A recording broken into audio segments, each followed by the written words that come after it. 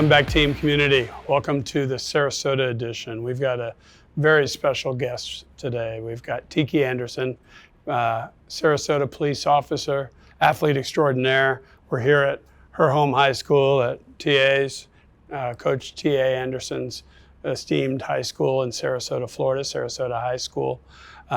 Tiki basically was a three-sport athlete. She played volleyball, she played basketball, she played softball, standout, letter. Just like her little brother, right? Big brother? Big little big brother. Little big brother. Yeah, they were both obviously super athletes, superhumans. Well, we're here to talk about her comeback. Like we always say, doesn't matter who we are, what we're doing, what stage of life we're in, we're always going to have setbacks. We're always going to have comebacks. And we did a biomechanical evaluation on her. We saw a lot of opportunity for growth and improvement, a lot of opportunity for understanding and isolation of residual problems that may need a little tweaking. But bottom line is the future is bright. We're going to talk about it. We're going to talk about the process. We're going to talk about her feelings and confidence, because ultimately, people come into this moment with a lot of fear, a lot of worry, a lot of frustration, a lot of lack of hope. One of the most fundamental goals of all is to try to give people a process, a strategy, and a landscape, and ultimately a vision for getting back to who they want to be when they grow up, at least the best that they can be, back to TA's classic, better every day. We don't have to be perfect to be better. And bottom line, I'm going to hand this over to Coach TA and let him do a more personal, more appropriate, more inspired, family-oriented intro, and then we'll get into it. It's always an honor to be here with the Comeback Team. With Coach Masson, as I call him, and Uncle Chuck. We've had some adventures together with subjects that maybe we have all just first met, or people that we've just come across our path. But sometimes you experience opportunities with special people that are close to you. And I get a chance to have my little sister here today, Tiki, and a little bit about her. I'm older than her, but there's a period of time where she was bigger and faster and stronger than me.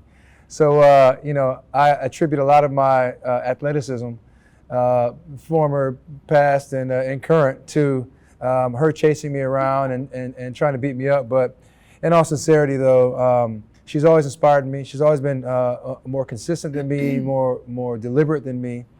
And the things that I've learned from her through the years are how to have a plan, how to operate with strategy. And all of that came out, when she decided to follow in my footsteps to start with what I originally studied, which was criminal justice. And she thought that was a pretty cool thing. So she decided to study criminal justice too. And next thing you know, she's been a police officer for over 20 years. So, but she has been banged up a little bit. She's had a couple issues. I'll let her explain them to you. But, it's a perfect opportunity to take what the very purpose that we created our Comeback Team for. And when you can apply it to people that you love and respect, and it doesn't get any better than that. So I want to introduce my young sister, Tiki. Tiki, why are we here? Tell them a little bit about your history, what you do, how you do it, and some of the things that may have hindered your progress or held you back a little bit in the past, as it relates to your nicks and knacks. Well, so you want me to start back, like way back? Do you think?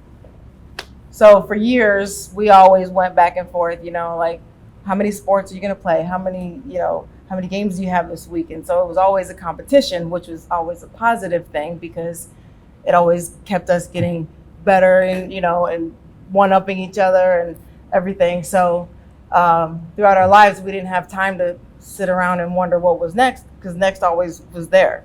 And, so throughout the years, we did all of our sports and then stuck with it. And throughout elementary, middle school, high school was the big change, I think, for both of us. Well, Trevor was back with Little League, and, I was with the travel softball then. But then growing up, or getting further into life, it was what's going to help us in our future too.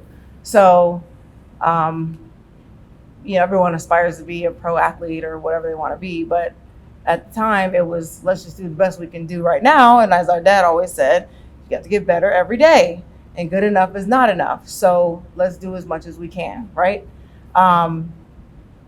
So mom and dad split their times between both of us doing our sports, which turned us into always having the schedules and always having looking forward to something. So high school comes around. That's when I started being the multi-sport athlete that I was. I still am. I mean, maybe we're not right this moment, but I'm going to get back there. And going into volleyball and basketball and softball and everything kept me busy. I tried to do the best I could do, or I always did the best I could do. And it landed me a college scholarship for volleyball. I took that on, took my high school or my college education into criminal justice, like Trevor said, and had the opportunity to come back home to Sarasota. I went to school in Atlanta, Georgia State, and did really well there. Came back, Sarasota. I've been back here 20 years plus as a police officer. And to me, it was nice to bring back home or be in my hometown and work with the community and everybody that I know, and see everybody grow up, and back here with my family. And even though they're in Orlando, it's still close enough to do this and that, right? Well, tell them, some of the things that, because I know that you operate, like whenever they had the police Olympics or whatnot, you were the star of the volleyball team, whether it was hard court or sand and any of these different types of things. I remember going and watching you run Muddy Buddy and all these adventure races and savage races and things like that. And we always aspired to be on Amazing Race together. We actually thought, and then she ended up getting pregnant with her son, my nephew, and we ended up putting that on the sideline. But it's something we always aspired to do. And then I know you started grabbing a couple injuries. Little things started happening to you. Talk about that. So the little things started happening. My body started things started taking a toll on themselves. I would say I was doing a lot of fitness competitions, and so I was in the best shape of my life even after I had my son. And as things moved forward,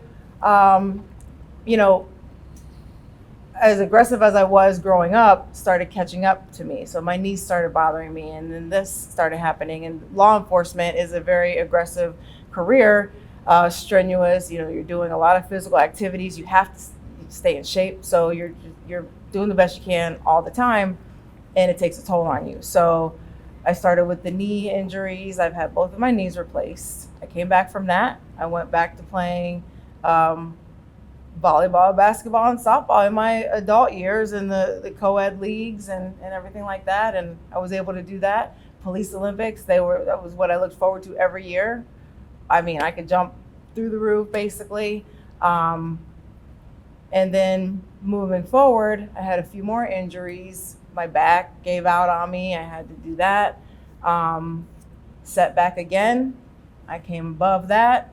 Moving forward. Every time I had a setback, I overcame it. And try to be bigger, stronger, faster than I was before. The most recent scenario that I've gone through was I had a shoulder injury through work. So right now I'm in a point in my life where, like Coach Masson said, you get down on yourself. You start to have fear. You start to worry, am I ever going to be the same again? And that's kind of where I transition back and forth. Like I know I'm mentally I'm there, but physically I'm not quite there yet. So the physical and the mental aspects of your life start to literally butt heads with each other, and you have to just try to rise above and overcome. And so by the grace of God, like I've had this opportunity today to meet with these fine young men, and they've all encouraged me and told me these are little things in life. These are all things that we see you overcoming. You're coming back going to be stronger than you were before. Do you have it do you have it? Yes, I do. I've had it my whole life. I just, everybody's human. So, my human side kind of has taken over a little bit, but with the encouragement and the motivation and the time and the effort that they've put into me, there's no turning back. So that's kind of where I am.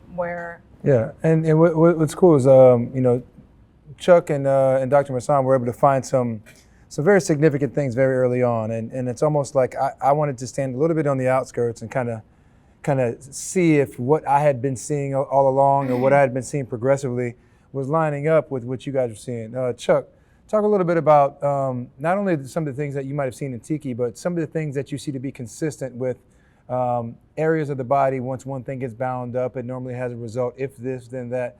In your professional, over 40 plus years of experience with the best athletes in the world and the best regular people in the world, what are some of the things that you saw in Tiki that are pretty consistent across the board? I could relate to her in many regards in the fact that I've had a knee replacement, and just understanding what it did to me and how I felt and understanding the biomechanics. The fact that once the knee is replaced,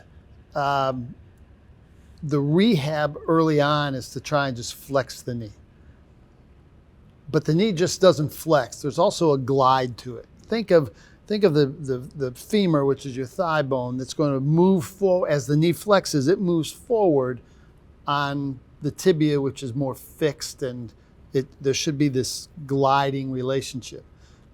If we don't have that, you lose the motion, you lose some of the motion and function in the foot, in the ankle, which is going to affect the foot. But let's move up, because the knee is stuck between the foot and the hip. It's also going to lose the ability of the hip to go through proper anterior, posterior tilting in the proper sequence at the proper time. And what's starting to happen, or what